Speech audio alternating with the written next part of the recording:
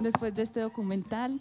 Me quedan como muchísimas preguntas. Creo que además de ser un documental de aves, de música, de paisajes, es también como un documental de esperanza, como de una gran esperanza que tenemos en el país de vivir otra historia. Me gustaría empezar preguntándoles sobre ustedes, quiénes son y qué significa, qué es un poco vivir de pajareando, qué significa para ustedes, cómo asumen eso, cómo lo viven. Bueno, buenas noches. Yo soy de Jardín. Empecé este mundo de las aves hace 20 años, básicamente por accidente. No sé si aquí está Juan Lázaro Toro, a quien le debo gran parte como de mi inspiración, porque encontramos una población de un loro que después se convirtió en un proyecto y un montón de campañas, y después Diego, con el cual me conocí estudiando una carrera, la cual nunca terminamos. Afortunadamente. Me invitó a empezar a guiar, a ser el guía local de Jardín, y me gustó como buscar como aves raras, mostrar como la esencia de lo que tenemos escondidos en las montañas de Antioquia, y así sucesivamente empecé pues como a guiar, y ahora me dedico pues a esto de pleno, vivo de esto. José, ¿cuál es tu rol en el documental? Háblanos un poquito de eso. Bueno, inicialmente fui a hacer como la exploración, la preproducción, porque Diego no estaba, Diego estaba de viaje, entonces digamos que me recomendó para ir con el productor, con la productora y el director. Hicimos un recorrido como de 10 días por todas las locaciones y otras, visitando personajes y todo, y finalmente durante ese viaje pues yo llevé mi micrófono y mi grabadora, entonces el director se dio cuenta que me podía contratar finalmente para hacer sonido, porque el sonidista de él no sabía de aves, entonces como que resulté involucrado también ahí. Sí, básicamente así fue. Muchas gracias. Bueno, yo soy biólogo de la Universidad de Antioquia, empecé a estudiar ingeniería ambiental con José y afortunadamente nos salimos los dos en el 98. Y por cosas de la vida y de las aves después nos volvimos a encontrar cuando José encontró el loro orejeamarillo en Jardín. Yo empecé a pajarear desde que empecé a estudiar biología, año 2000, y me gano la vida pajareando, guiando turistas extranjeros desde el 2007. Es una cosa que disfruto inmensamente, pues me lleva a conocer Colombia y otros lugares, a conocer personas, sitios increíbles, a meterme en enredos a veces, como ya vimos. Pero es una de las cosas más gratificantes, como la forma en que las aves lo conectan a uno con sitios, con personas, con culturas. Y pues digamos que, como ya vamos a hablar, este docu muestra como muy fidedignamente eso, como las aves son un puente magnífico a una cantidad de cosas. Me llamó mucho la atención en el documental la capacidad que tienen ustedes para llegar a un sitio, a un ecosistema y empezar a utilizar los sonidos y obtener mucha información de eso, o sea, no solamente como una cosa terapéutica, como casi siempre estamos acostumbrados, ¿cierto? Que llegamos a un bosque y nos gusta el sonido, sino para ustedes eso está lleno de información y eso se ve en el documental. ¿Qué nos pueden contar de eso? Pues de hecho hay una cosa muy bonita y es que se le vuelve a uno como, pues o sea, claramente uno escucha cosas, pero se le vuelve un sentido súper agudo, porque digamos que si vos estás aquí sentado en el jardín botánico conversando, tomándote un tinto a las 2 de la tarde con los pájaros que uno está escuchando, que además yo puedo estar hablando con vos parándote bolas, pero uno tiene el radar prendido y está escuchando una cantidad de pájaros en el fondo, uno puede saber más o menos que está o en qué región de Colombia, si está en la Amazonía, si está en el Chocó, si está en los Andes, si está en el Caribe, puede saber más o menos la altura sobre el nivel del mar en que está y lógicamente pues está teniendo, no sé, como un grado de apreciación diferente del sitio. Entonces sí, la forma en que uno se relaciona y lee un bosque con la oreja es, yo creo que una cualidad que le permite un disfrute súper diferente del bosque. Uno muchas veces, y como lo mostramos ahí en el docu, pues no es mentira, es uno de una pajareada de un día, digamos que registra 100 especies, pero fácilmente 60 especies solamente las escuchó y no las observó. Uno no necesariamente tiene que estarlas viendo. Y en eso los ornitólogos y los pajareros somos la envidia de los demás biólogos, o sea, los mastozoólogos y los herpetólogos, todo el mundo, por supuesto los botánicos que no pueden escuchar sus plantas, todos se mueren de la envidia en que nosotros podamos inventariar una cantidad de especies de una zona simplemente escuchándolas. Incluso pues ellos se ríen un poquito como de la veracidad de nuestros registros, pero una de las cosas más deliciosas y más disfrutables de la naturaleza es es escucharla, y las aves lo llevan a uno a ampliar pues como ese sentido, ¿sí o no? Ya como que en el diario vivir pues de nosotros como guías y muchos compañeros en Colombia, pues a medida que uno va adquiriendo experiencia, visitando lugares nuevos y obviamente también como el nicho de uno, sin, mejor dicho, el término pajarear, pues como lo decimos aquí en Antioquia o en nuestra cultura, es relativo, ¿cierto? Observación de aves es como la forma elegante, pero no es solo observación. A lo que quiero llegar es que si uno solamente va a observar, puede tener menos de la mitad de los registros, ¿cierto? Entonces es como una disciplina y un ritual cuando uno sale en una jornada de observación de aves, especialmente en la mañana, cuando uno normalmente madruga, y algo que los clientes, mientras más experiencia tienen, lo hacen y lo respetan más, es tener silencio y permitir que los expertos locales o la gente con más experiencia empiece a identificar qué hay alrededor, ¿cierto? Uno puede ir por un sendero, por el bosque, por una carretera muy densa y uno no ve todo lo que hay detrás de las ramas, ¿cierto? Pero si uno hace silencio y uno empieza a oír, uno puede saber si hay especies en reproducción, si hay una alarma, si hay una bandada. Una bandada es un grupo de especies, una bandada mixta de especies de diferentes familias o géneros, lo cual es muy productivo, ¿cierto? Uno no tiene que estar buscando especie por especie, sino que uno va detrás de una bandada y puede tener 15, 20, 30 especies en cuestión de minutos. Entonces es algo que el observador de aves, el pajarero, mientras más experiencia tiene, más valora, ¿cierto? En campo. De hecho, el término pajarero es mucho mejor que observador de aves, ¿no? Pues oidor, observador de aves. Que esta palabra que está aquí escrita en inglés es lo que más mejor se traduce, la traducción más fiel a pajarero, ¿cierto? El birdwatcher es como otra categoría, el pajarero es todero, ¿cierto? El pajarero también, unos registran o registramos especies que solo oímos cuando estamos 100% seguros, pues ahora hay muchas herramientas en internet gratuitas para uno grabar, ahora hay aplicaciones para el celular, uno puede ir y comparar en esas bases de datos o de grabaciones qué especie fue, pues. Y ahora hay programas que identifican si es o no. Y además, para extendernos otro poquito, cuando José empezó a hacer el sonido del docu, yo me acuerdo que en el Tayrona, en el Tayrona no, en La Guajira, cuando estamos grabando todos esos flamingos, que estamos caminando en el agua, hubo un momento en que José estaba así con una cara de orgasmo, con la parábola, con el micrófono, y me dijo como, vení, vení, y me pasó los audífonos y la parábola, y es como que, claro, estaban pasando unas bandadas de cormoranes, ¿cierto? Y José me decía, soy capaz de escuchar el aleteo de los cormoranes a 50 metros de altura en el piso, shu, shu, shu. O sea, ese nivel de detalle, pues, que le da uno a la oreja es otra cosa muy linda. Sí, eso fue una experiencia personalmente única. Yo nunca había, pues obviamente nunca habíamos hecho un documental, y menos pues sonidista de un documental, y solamente grabado con mi micrófono, con mi palito. Pero esta parábola es supremamente fiel. Entonces, antes de salir de Bogotá para la filmación, el ingeniero de sonido me dio como el curso comprimido de cómo usarla, y en campo es increíble porque uno puede aislar una especie en una bandada básicamente y seguirla con los ojos cerrados a través de la parábola. Entonces es, digamos, que la forma más fiel de grabar naturaleza, con una parábola y una buena grabadora. En el documental hay algo que llama mucho la atención al principio, es esa relación con las culturas indígenas en el norte de Colombia, que vivieron más allá de lo que vimos en el documental. ¿Cómo llegan ustedes como a esas culturas? Y de una vez, para empezar a introducir el tema de por qué es bueno para las comunidades pajarear, ¿cierto? Bien. Durante la visita que hicimos, la preproducción, nos dimos cuenta pues de algo, ¿cierto? Digamos que el director tenía hilado una historia, todavía estaba Diego como candidato para hacer pues obviamente todo el relato de su historia ya, que ya vimos, pero nos dimos cuenta de esa conexión, de ese plus, y es, desde mi punto de vista, es como el siguiente nivel de un pajarero, ¿cierto? Un pajarero en general.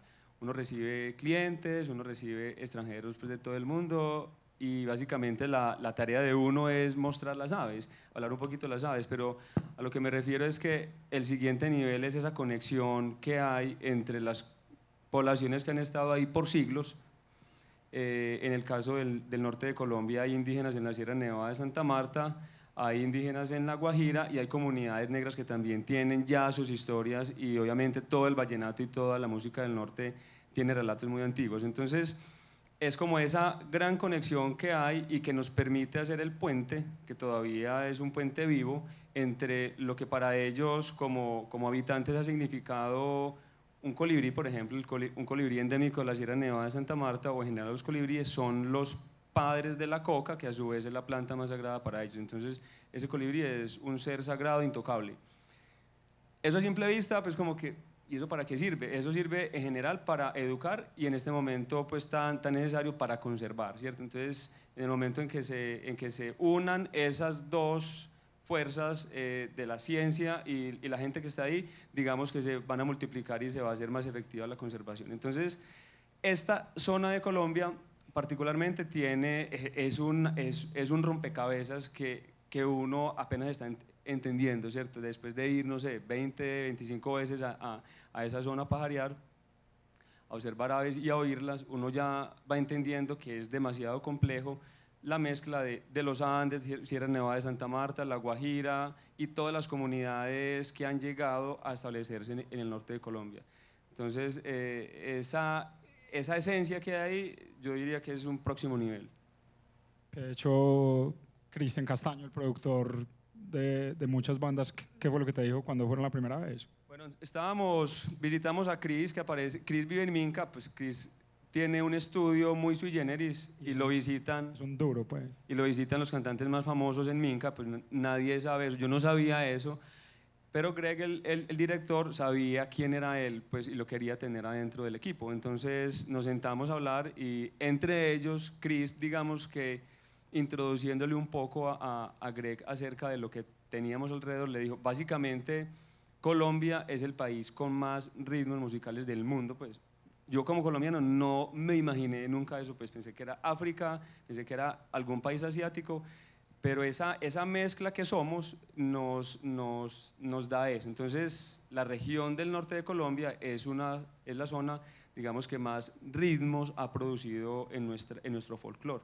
Entonces, Chris nos decía que básicamente él se puede quedar toda la vida profesional que le queda trabajando con la música del norte de Colombia. Y de hecho, un ejemplo hermoso es la danza del Cardenal Guajiro, por ejemplo, que está súper relacionada a toda la cosmogonía, toda la cosmovisión wayú, de la fertilidad, de la sangre, de cuán importante es la mujer en la cultura, en esa sociedad que es súper matriarcal.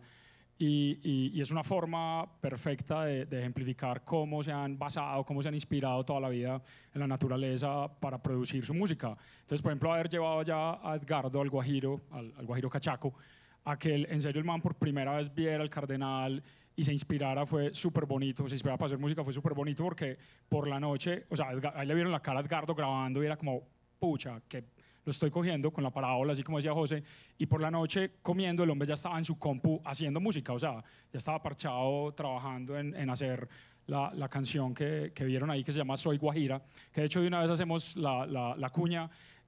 Todas las canciones del documental, toda la música del documental es original. Las bandas fueron, digamos, parte del proyecto y contratadas para que fueran algunos de ellos al campo y para que produjeran la música. Hoy en día ya pueden buscar en Spotify y en YouTube The Birders y les va a salir la banda sonora del documental, que es súper bonita.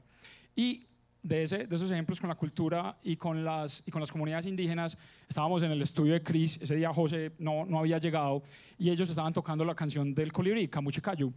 De hecho, en Spotify van a ver que es de 9 minutos, esa versión es súper larga, la del documental es mucho más cortica. Y ellos ahí la tocaron como 2 veces, mucho más cortica. Teto Campo dijo, esta canción no tiene un inicio, no tiene un final, bla, bla, bla. La acabaron de tocar y empezaron a tocar otra canción sin decirnos nada, sin decirnos que estaban cambiando. Nosotros no teníamos ni idea qué estaban haciendo, estaban tocando otra canción súper diferente.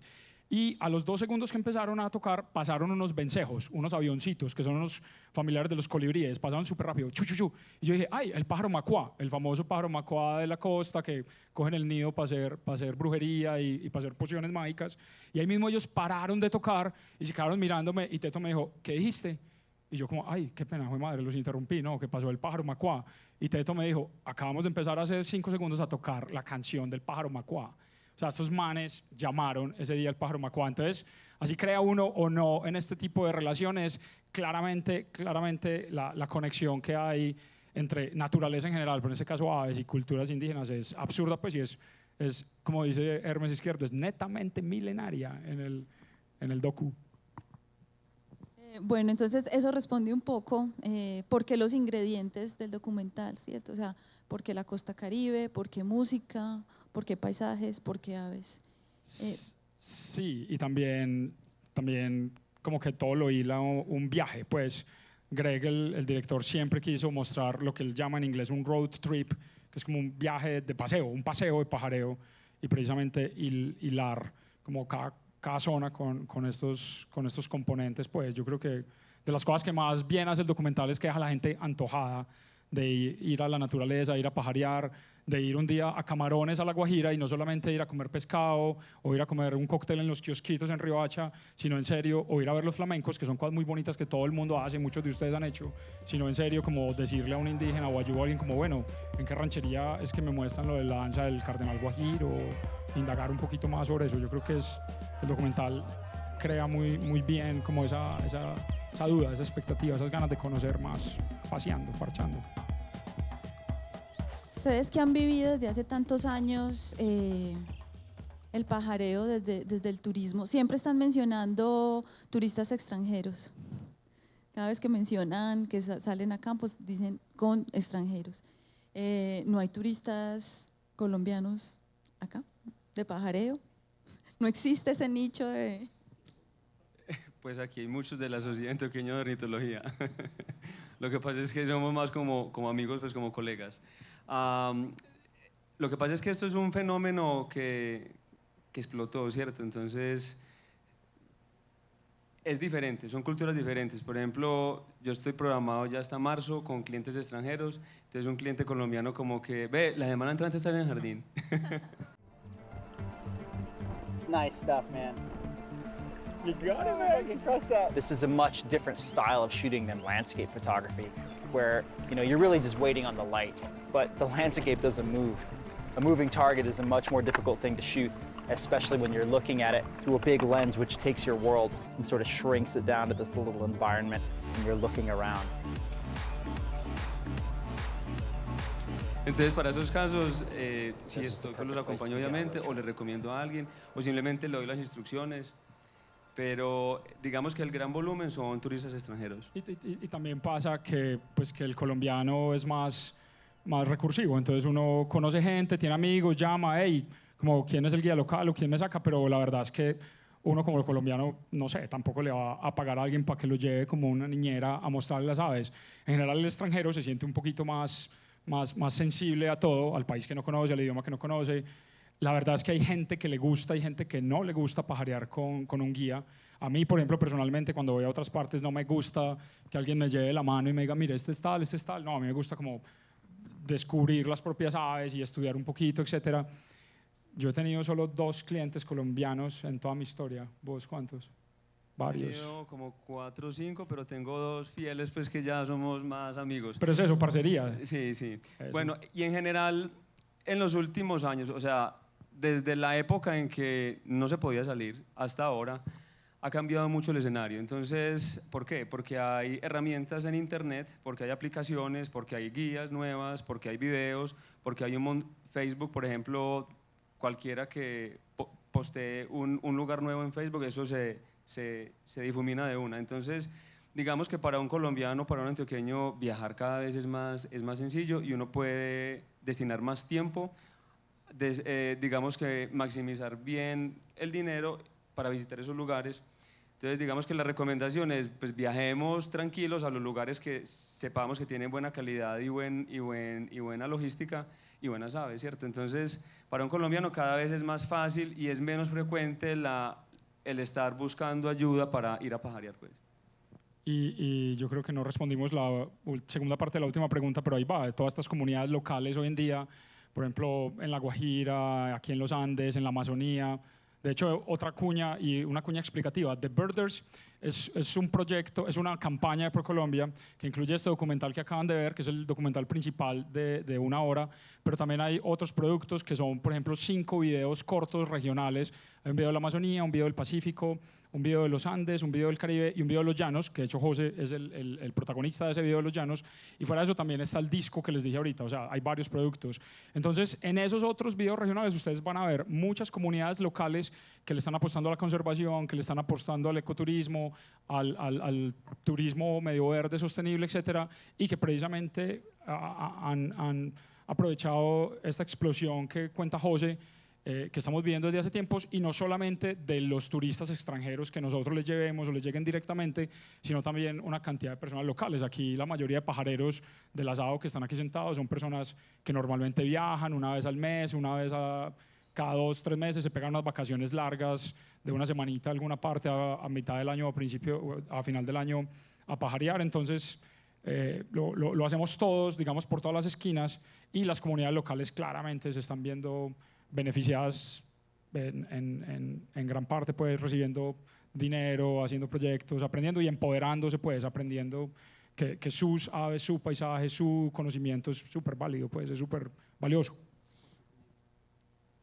Bueno, otra cuñita es que el gobierno, digamos que lo que está haciendo con esta serie de materiales es promover más el turismo de naturaleza en Colombia. Esto es como un renglón, aves. Me imagino que en el futuro van a venir más, y el documental más, pues el completo fue de la región Caribe, porque ya hay una ruta trazada. Entonces, digamos que esto se está enfocando o se está proyectando para que el turista extranjero que ya está relacionado con visitar rutas que están diseñadas con hospedaje, con guías, con seguridad, con carreteras, con alimentación específica, lo hagan. Y en este momento, actualmente se están diseñando otras rutas en Colombia, ¿cierto? En los Andes, en la cordillera oriental y en la occidental, correcto, pues en los Andes. Entonces, próximamente van a ver estas mismas rutas que ya están diseñadas, pues digamos como inventadas, como esta, con aproximadamente 900 especies disponibles, con un número de días, con recomendaciones para diferentes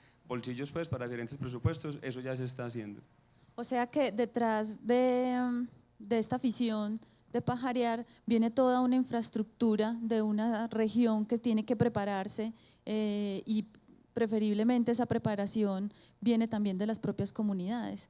He escuchado y he visto, ¿cierto?, muchas ventajas de este desarrollo, digamos, de este desarrollo económico, ambiental, social, del pajareo. ¿Cuáles serían los riesgos de este desarrollo en las comunidades? O sea, si lo hacemos bien y si lo hacemos mal, ¿cuáles son esos riesgos? Yo creo que sufrimos un poquito como buenos colombianos de ensillar las bestias sin tenerlas, pues, sin poseerlas, y eso nos ha pasado con muchas cosas, y el turismo, como decía José, ha explotado un poquito.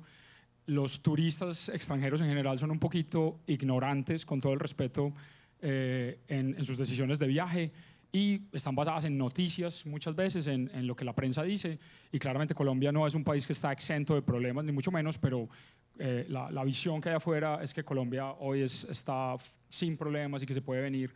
Entonces todavía hay unas responsabilidades grandes, y todo el mundo está sintonizado en eso, lo cual es una fortuna, porque de las cosas que las comunidades pueden, digamos, padecer o caer en sería ofrecer turismo en zonas que todavía no están seguras, y yo no sé cómo se llamará eso, pero como la no satisfacción por altas expectativas, yo creo que es uno de los problemas que afecta los viajes de todos, pues, y en el turismo no deben haber sorpresas. Si uno va a un sitio donde le dicen que hay una cantidad de pájaros y una infraestructura, bla, bla, bla, y que el viaje va a ser súper teso por no sé qué, uno espera, pues el turista, cualquiera que lo haga, el viajero espera eso. Entonces yo creo que de los peligros es como ofrecer falsas expectativas y que la gente venga, y claro, que la gente venga y la embarre con cosas sociales. El turismo en todo el mundo, y no el turismo de naturaleza, sino todo el turismo, trae turismo sexual. Medellín no es la excepción, y es un buen ejemplo de los problemas que hay, de los riesgos que hay con este tipo de prácticas. Y lógicamente pues es mezclar culturas, etcétera, pero pues vivimos en un mundo globalizado y todo el mundo quiere conocer en todos lados. Entonces yo creo que tal vez lo estamos yo creo que haciendo bien. Yo creo que el gobierno se está dando la pela en capacitar bien a esta gente, en crear estas rutas, por lo menos con el pajareo, y no nos está pasando, no sé, en estos días, yo no leo noticias pues, pero vi lo que pasó con el tal Mar Rojo, que son esas salinas ahí en Tierra Bomba, que ya están llenas de basura después de una semana en que las abrieron para que las visitaran en Barranquilla, en Santa Marta, en Cartagena, no sé. Con pájaros lo estamos tratando de hacer como todo el mundo, como lento y seguro, como que hay camello para todo el mundo, todos los días sabemos más operadores y guías en Colombia. Yo creo que estamos haciendo un ejercicio bonito, pues, educado. Hace poquito Colombia recibió pues como una consultoría que habían contratado y el resultado es que la necesidad que tiene Colombia es de infraestructura y capacitación. Entonces todavía estamos como en esa transición y va a ser necesario un tiempo, unos años para que, digamos, tengamos el estándar necesario para todo el volumen que está llegando. Todavía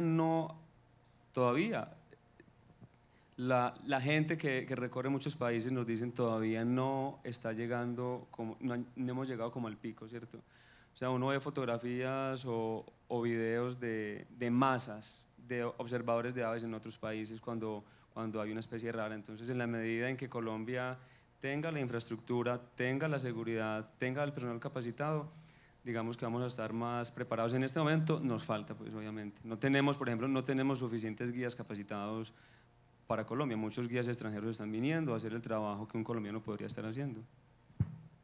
Pero una cosa, una cosa poderosa y fuerte que hay debajo es que, por ejemplo, Colombia como país tiene una de las culturas pajareras, observadoras de aves más grandes y fuertes, por ejemplo, en Latinoamérica.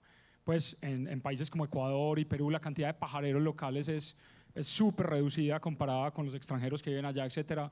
Aquí en Colombia, por ejemplo, el año pasado salimos, hace un año que hay un evento de pajareada, un día de mayo, el año pasado contabilizamos 4.000 pajareros colombianos en el monte el 5 de mayo pajareando y parchando. Este año es ahorita el 4 de mayo. Entonces, Colombia comparativamente tiene una cantidad de fortalezas ahí como también en la base esperando a ser explotadas y yo justamente en estos días hacíamos cuentas ahí con los amigos y hoy en día pueden haber fácilmente 40 operadores locales colombianos ofreciendo turismo de observación de aves, cuando hace 5 años habríamos menos de 8 o 10 y hacía 10 años habían 2 o 3 extranjeros que venían a mostrar los paros a la gente de Colombia, pues venían a mostrar los paros colombianos a la gente afuera.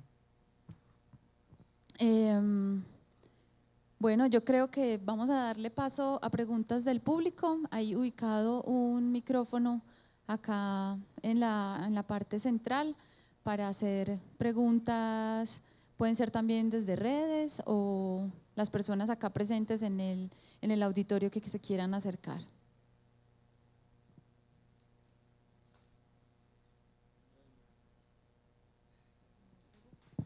Bueno, si no hay preguntas, ¿tú? Ah, bueno, dale.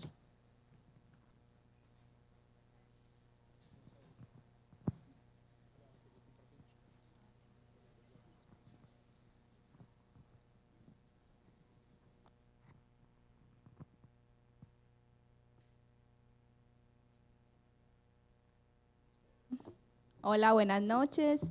Inicialmente los quiero felicitar por el documental. Me sentí pues como en una película, ¿cierto?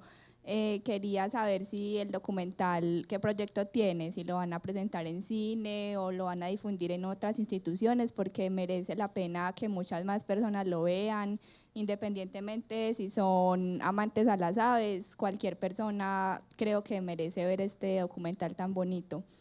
Era básicamente esa observación. Cuando vi la parte de la danza que hacen las aves, también lo relacioné con una imagen que vi esta semana en un documental que hay en Netflix que se llama Nuestro Planeta. En el episodio 3 sale una danza de una ave del paraíso de otro país, no recuerdo cuál. Es negra, muy bonita, con unos punticos alrededor y hace un baile maravilloso. Creo que todo el mundo también debería buscar ese video. Y quería saber en este momento cuál es la situación de las aves. Digamos, en Antioquia ha habido mucha controversia con la tala de árboles y con la construcción ¿cómo se llama? El puente, el túnel que va a conectar el oriente.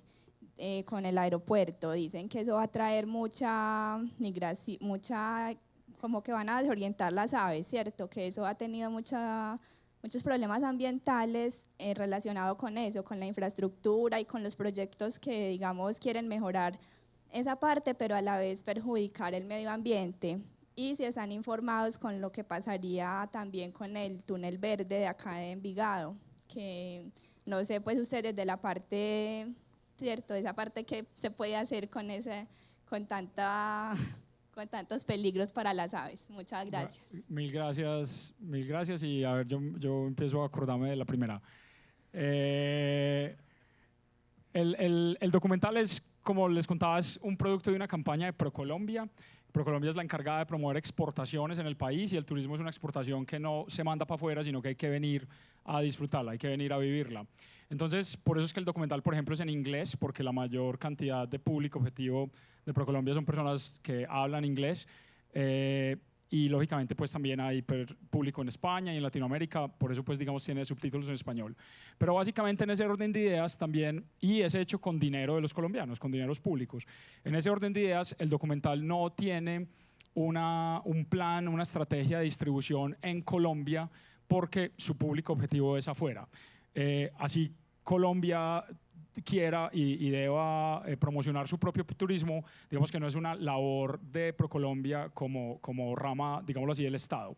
Entonces, sí, por eso, pero entonces precisamente también por eso es público. Entonces este documental está en YouTube disponible, de hecho vamos a alcanzar tal vez en una semana las 200.000 reproducciones, que se superó pues las expectativas. Esperábamos obtener como 10.000 vistas en una semana y obtuvimos 100.000. Y se ha hecho una campaña muy grande pues, de promoción. Entonces, el documental es público, está en YouTube, cualquier persona lo puede ver y cualquier persona lo puede presentar en su grupo de observadores de aves, en su colegio, en su escuela, en la reunión mensual de los amigos de los árboles, etcétera, etcétera. O sea, es absolutamente público y vos misma lo puedes, digamos, proyectar y presentar donde querás. También, por interés propio de algunas de las personas de la comunidad pajarera, pues se han hecho presentaciones en Cali, en Medellín, se va a hacer una presentación en Santa Marta como dentro de 4 días, entonces también se está moviendo un poquito en esos ámbitos un poquito más especializados, pero digamos que cosas con cine, etcétera, todavía no las hay planeadas. Yo, pues por supuesto me encanta el documental, pero yo soy de los que pienso que este docu es tan bonito como tal vez, no tan bonito, pero puede crear y está creando un resultado y un efecto como tal vez lo hizo Magia Salvaje en su tiempo, y es mostrarle a los colombianos una cantidad de cosas bonitas que tienen y que tal vez no sabían ni habían apreciado de esta forma. Entonces yo creo que claro, este documental debería estar como disponible para todos los cristianos de a pie de Colombia, no solamente personas privilegiadas, digámoslo así, como ustedes, que tienen cierta relación con la naturaleza, pero pues digamos que eso está un poquito, no sombrío, pero no es parte de la campaña de distribución pues, de este docu. José sigue con la de túneles y árboles. No, la segunda. ¿Cuál es la segunda? Bueno, nosotros no tenemos aves del paraíso. Las aves del paraíso están como en Asia, como en Papúa Nueva Guinea, la esquina nororiental de Australia, creo, nomás.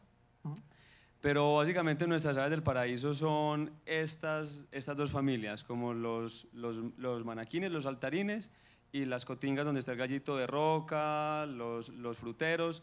Esos son donde las 2 familias donde la exuberancia de color y la danza pues se puede vivenciar. Desafortunadamente nuestras aves del paraíso bailarinas son muy chiquitas pues y hay que trabajar más para verlas, pero sí las tenemos. No son de la misma familia, pero tenemos algo muy similar. Pero pueden ir a visitar a José, a Jardín, a ver el gallito de roca, por ejemplo, pues. Sí, es básicamente, de pronto muchos han ido a 500 metros de la plaza de Jardín, está el LEC, como el sitio donde se reúnen casi todos los días del año los gallitos de roca, el lugar más fácil para verlo en el mundo. El gallito de roca andino solamente está pues, desde Venezuela, Colombia, Ecuador y Perú. Y casualmente este es el más fácil y donde más machos se congregan pues, en el periodo reproductivo. Entonces es una muestra fácilmente que está pues, al alcance de la mayoría de nosotros ir allá a disfrutarlo. La tercera pregunta la quiero responder desde un modo muy personal, ¿cierto? Es como mi apreciación como ciudadano y es el estado de conservación. pues si hay esperanzas o no, eso también depende de todos nosotros. En realidad, digamos que la radiografía de la conservación en Colombia es muy grave, ¿cierto? Es muy grave en la mayoría del territorio. En Antioquia, por ejemplo, pues la cifra varía, unas fuentes dicen que el 60%, otras que el 80% está devastado, pues ya nos comimos el 60%, el 80% de los bosques, a causa de la ganadería, a causa de proyectos de infraestructura grandes y otros cultivos pues como el café, que ya no tiene sombrío en la mayor parte del territorio. Hay otras zonas con muchas esperanzas en la Amazonía, aunque le están dando muy duro, pero en general es una responsabilidad de nosotros como ciudadanos y como consumidores y como turistas que vamos a seleccionar a la hora de comprar, a quién vamos a apoyar, si a una comunidad local o a una multinacional. El esfuerzo es grande a nivel nacional en presupuesto y en inversión en crear áreas protegidas, las corporaciones autónomas regionales, las reservas de la sociedad civil, pero hay una gran desconexión también en esas áreas de reserva. Si uno mira el mapa de los parques nacionales, no hay pues como un corredor donde una ardilla pueda ir desde la Amazonía hasta a visitar los parientes de La Guajira, porque ya esa conexión se perdió. Entonces es relativo, y además que Colombia no es un tapete plano, como algunos países europeos donde el ecosistema es básicamente monótono. Aquí tenemos geologías muy diferentes, tenemos ecosistemas muy diferentes, y el alto nivel de endemismo y pues de aislamiento que tienen las especies hace que sea también necesario y difícil a la vez de ser exitosos en la conservación, porque los esfuerzos que se hacen no son suficientes para el grado de desarrollo versus el grado de amenaza que tienen muchas especies. Esa es una apreciación, no estoy criticando al gobierno, es una apreciación muy personal de, pues, que uno recoge pues, en los viajes, ¿cierto? Básicamente, ese es mi punto de vista. Totalmente de acuerdo. Gracias. De pronto hay más preguntas de redes o de alguien presente. Muchas gracias por este documental tan bonito, felicitaciones. Una pregunta cortica, ustedes estaban mencionando que se está haciendo bien la tarea, digamos que de los operadores de turismo de aves, pero también mencionaron lo rápido que está creciendo el negocio, por decirlo así, ¿cierto? Pasar de nadie a 40 en poco tiempo, ¿cierto? En esa medida, una pregunta un poquito biológica es si existe algún estudio o se hacen como estudios de capacidad de carga en esos sitios donde hay alto flujo de turismo, con respecto a cuántas personas recibes en un camino de estos o en un sitio de alto flujo, o si incluso es innecesario en este momento porque no se requiere, porque el flujo tampoco es tan grande. Pero un poquito desde esa ética profesional, eso lo tienen en cuenta, se hace, no es pertinente en este momento. Un pequeño panorama de eso. Muchas gracias. Está empezando a suceder, pero yo creo que de nuevo también como respondiendo a que ya nos estamos dando cuenta que en algunos sitios la estamos embarrando, en que no todos los sitios de Colombia saben cuál es su capacidad de carga. Algunos parques nacionales tienen hecha la tarea, y en algunos parques nacionales, por ejemplo, ya también están preocupados por el playback. El playback es la reproducción de los cantos de las aves para atraerlas, y esto pues ha generado una discusión si es bueno o es malo, y como muchas cosas no necesariamente es del todo buena ni del todo malo, sino que hay que hacerlo concienzudamente y con sentido común. Pero yo creo que todavía hay muchas zonas donde estamos visitando y todavía estamos en ese de que no sabemos qué está pasando, y que en este momento tenemos un número ya relativamente grande de turistas visitando los sitios, y que estamos precisamente como en el momento clave en que nos controlen y nos rijan. Pero yo creo que también esto precisamente está empezando a pasar como con las rutas pajareras. Todo esta entrenamiento, digamos, que las comunidades están recibiendo, y los actores locales y las ONGs, está empezando apenas a ser oficial. Entonces, en ese orden de días de restricciones, apenas está empezando como a entenderse. Yo creo que estamos en un buen momento todavía. Solamente puedo pensar tal vez de 1 o 2 sitios donde ya la afluencia afluencia se dice, sí, la cantidad de personas que han ido a pajarear han creado algún efecto nocivo, pues o nocivo no, o por lo menos un efecto visible, leíble, cuantificable como en la avifauna del sitio. Todavía no hay zonas aquí donde la hayamos embarrado mal, y yo creo que falta tal vez un poquito más de reforzar ese tipo de cosas por parte de corporaciones regionales, por parte de parques nacionales, lo ha venido haciendo.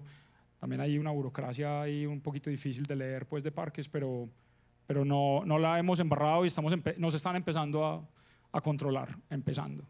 Yo diría que hay un poco más conciencia a nivel local, porque uno ve a veces guías u operadores extranjeros que obviamente no, cuando vienen solos, me refiero a que no contratan un operador local o un guía local, digamos que no tienen ninguna restricción, entonces no tienen ética, digámoslo así, no está hablando de todos. Y estoy de acuerdo con Diego en que estamos a un buen momento todavía. Hay ejemplos como en Costa Rica, que en algunos o en todos los parques nacionales está prohibido usar el playback. El playback es algo que puede causar daños tan graves como que una pareja pare de reproducirse o que una pareja de pájaros. Sí. Gracias, Diego. Es que una pareja de pájaros pare de reproducirse, o que el cortejo se pare, o que se genere una disputa del territorio, digamos, virtual, ¿cierto? Entonces, en la medida en que seamos más capacitados, porque el gobierno le ha estado invirtiendo mucho en la promoción, este proyecto es con fondos del impuesto al turismo, pero todavía no hemos llegado como a ese nivel de estudiar, de medir esas capacidades de carga y esos niveles de impacto que están teniendo muchos ecosistemas, ¿cierto? En unas zonas ya las comunidades lo están haciendo, pero en otras no hay Dios ni ley, y van a haber todavía muchas zonas donde nadie lo va a regular, porque son carreteras públicas, por ejemplo. Pero, por ejemplo, un ejemplo chévere de regulación y que nos afecta y nos choca un poquito a los guías pajareros es, por ejemplo, los requerimientos de tarjeta profesional para trabajar en Colombia como guía de turismo.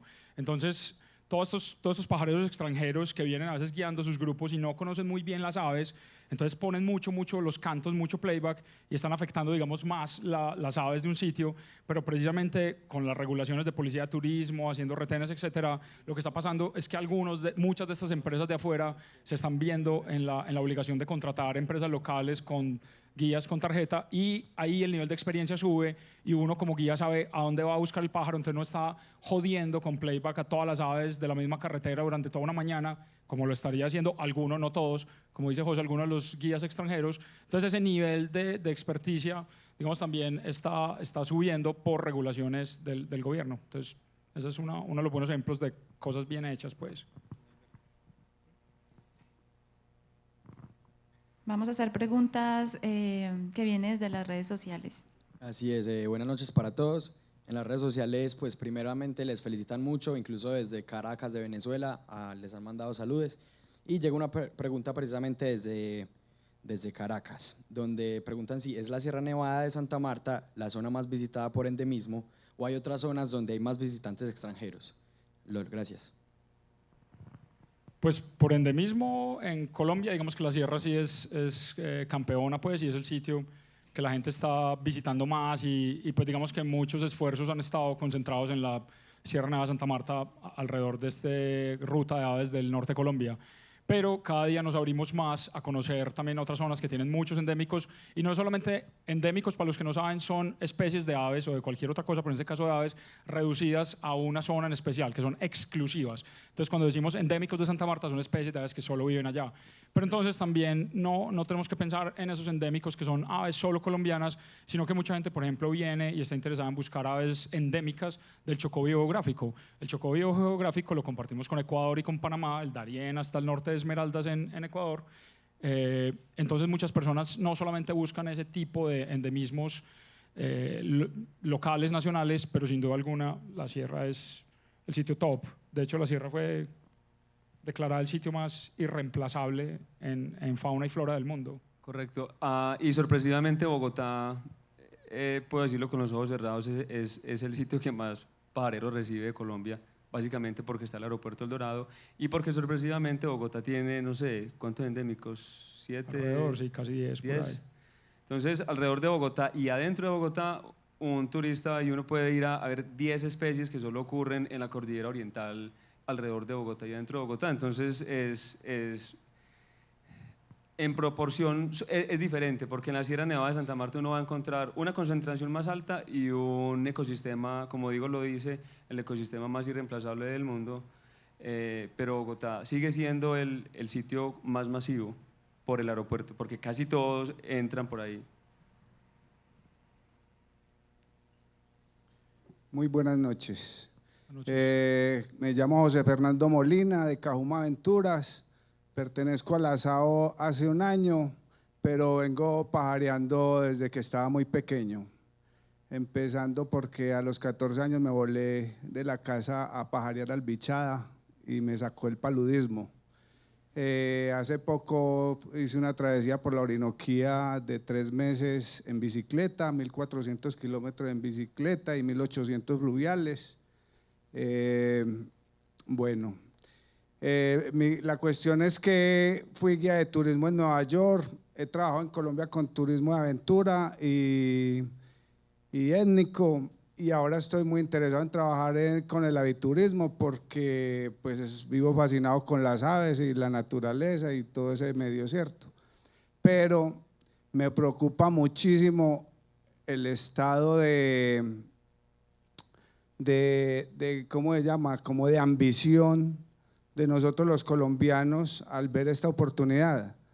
Por ejemplo, en el caso, he pajareado en muchas partes de Colombia y entre ellas en San Cipriano, un lugar cerca a Buenaventura, que se habla que es uno de los ríos más preciosos del mundo, más limpios, y hace 25 años, cuando iba a pajarear allá, eran unas pequeñas cabañas que el Inderena les enseñó a hacer a los nativos, y hoy en día uno va y encuentra unos mamotretos de edificios hechos por partes, con pedazos de bloque, de tierra, los desagües a los ríos, pues, especialmente ese río tan bello. Entonces, cuando estaba cruzando las llanuras y las serranías del Bichada, luego las selvas del Guaviare, del Guainía, por el Orinoco y todo eso, era fascinante estar solo en medio de esos ecosistemas tan fascinantes. Y cuando pensaba en trabajar en turismo, también sentía como una carga, una responsabilidad de saber que iba a llevar gente a esos lugares que han sido tan poco impactados, a pesar de que el impacto de la minería y de la coca ha sido terrible y de la deforestación tras la madera. Entonces, no sé, señores, ustedes qué opinan, si es justo con nuestros ecosistemas, nosotros como ambientalistas y conservacionistas, coger un paquete de turistas y así querramos hacerlo bien, finalmente estamos pisoteando, estamos degradando, estamos impactando cruelmente esos ecosistemas que son tan preciosos.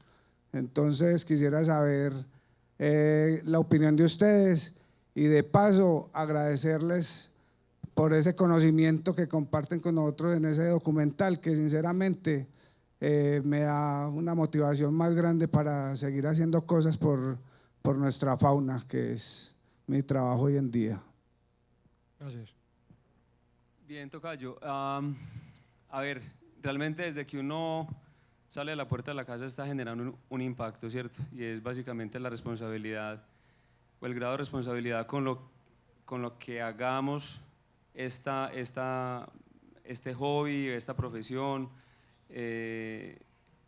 si vamos a incidir positivo o negativamente en el ecosistema, ¿cierto?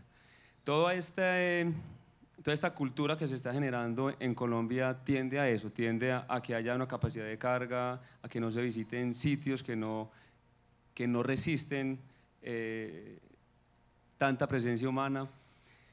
Yo lo veo más positivo porque he visto muchos casos de finqueros que ahora están convirtiendo sus fincas o parte de sus fincas en bosques, o que están sembrando especies para atraer más aves, o que sus hijos están entendiendo, y comunidades que están colectivamente prestando servicios de ecoturismo. Eso está generando, digamos, unos ingresos muy significantes en muchos casos y está dando ejemplo pues, de lo que puede ser Colombia en el futuro. Yo lo veo más positivamente que negativo. Obviamente hay ejemplos, pues, a quien le gusta ir al Parque Tayrona en enero, pues eso es algo que nadie desea con su bosque, ¿cierto? Y es básicamente una irresponsabilidad. Yo estoy absolutamente de acuerdo con José, pues desde que uno sale de la casa ya la está embarrando y uno no, si uno fuera absolutamente purista, pues no compraba calzado, no comía, o sea, vivimos embebidos en un sistema que es garrafalmente pues errado, ¿cierto? Medimos el desarrollo, medimos el éxito en términos de crecimiento como país, como personas, acumular más, tener más y no pensamos nunca que vivimos en un planeta que es finito, que es una bola, una esfera finita. Tan coquito como que uno sale a caminar al bosque y ya está metiendo la mano en la naturaleza. Pero yo soy de los que creo que si uno tiene dos opciones, en este caso con el turismo, de meter la mano en la naturaleza, sin duda alguna me parece mucho mejor meter la mano de la forma en que enamoramos a la gente de sus alrededores, empoderamos comunidades locales, como dice José, del bosque que tiene y de los conocimientos que tiene y de las aves que puede mostrar. Llevamos dinero a esas cadenas locales productivas. Es mucho, para mí es 1000 veces preferible eso que no hacer nada y dejar que esas mismas personas locales estén mañana trabajando en economías ilícitas, en minería legal e ilegal, en ganadería extensiva. Yo creo que claramente el turismo no es la cosa más sana del mundo, o sea, coger un avión, la huella de carbono, etcétera, etcétera, pero pues eso es menos deletérea que comer carne de res, por ejemplo. Entonces yo creo que el turismo claramente, si uno lo quiere ver así, muy puristamente y es totalmente respetable, pero de los males es el menos peor, pues. Es uno de los menos peores. Gracias. Vamos a tener una última pregunta para cerrar. Buenas noches. Tengo dos preguntitas. La primera es, ¿cómo es ese proceso que se da como para identificar una nueva especie de ave, teniendo en cuenta pues la dificultad que hay para observarlas y la cantidad de sonidos diferentes que puede llegar a generar una especie en específico? Y la segunda es, ¿qué tanto afecta el cambio climático a nuestras especies de aves si pensamos en la cantidad de pisos altitudinales en los que se encuentra cada especie, los ecosistemas también tan diferentes en los que están y la resiliencia de cada ecosistema pues, a este cambio? Pues básicamente tu primera pregunta es muy chévere porque hay que empezar desde un nivel básico de experticia, que alguna persona detecte algo irregular, no solamente con aves, con cualquier organismo vivo, o mamíferos, hongos, plantas, lo que sea, alguien ve, captura, observa, escucha, colecta un individuo de un ser vivo y no es capaz de clasificarlo o nota ciertas diferencias. Vos decís, claro, hay algunas especies de aves que son muy duras de escuchar, ver, coger, etcétera, pero precisamente hay una cantidad de herramientas tecnológicas para capturarlas, para tomarles muestras de tejidos, de sangre, comparar el ADN, comparar los cantos. Y si en algún momento uno se da cuenta, por ejemplo, en aves, de que una ave así sea muy similar a la del libro que uno cree que es, pero tiene unos rasgos diferentes, pues ya empieza un proceso largo de que los investigadores empiezan a ver cuán diferente es su canto, cuán diferente es su plumaje, cuán diferente es su ADN, cuán diferente es el hábitat donde vive, la elevación, etc. Y hay un set, digámoslo así, de reglas, de marcadores que uno dice, bueno, esto es diferente, esto es diferente, esto es igualito, esto es diferente, bueno, esta clasifica o no como una especie nueva y ahí ya hay un proceso para describirla, pero básicamente pues es basado en comparar y la ciencia está basada en eso, ha estado basada toda la vida, en comparar. El ser humano es clasificador por naturaleza y precisamente clasificando cosas hay algo que no casa y pues ahí es cuando los ojos y los oídos y las mentes curiosas encuentran nuevas cosas para la ciencia.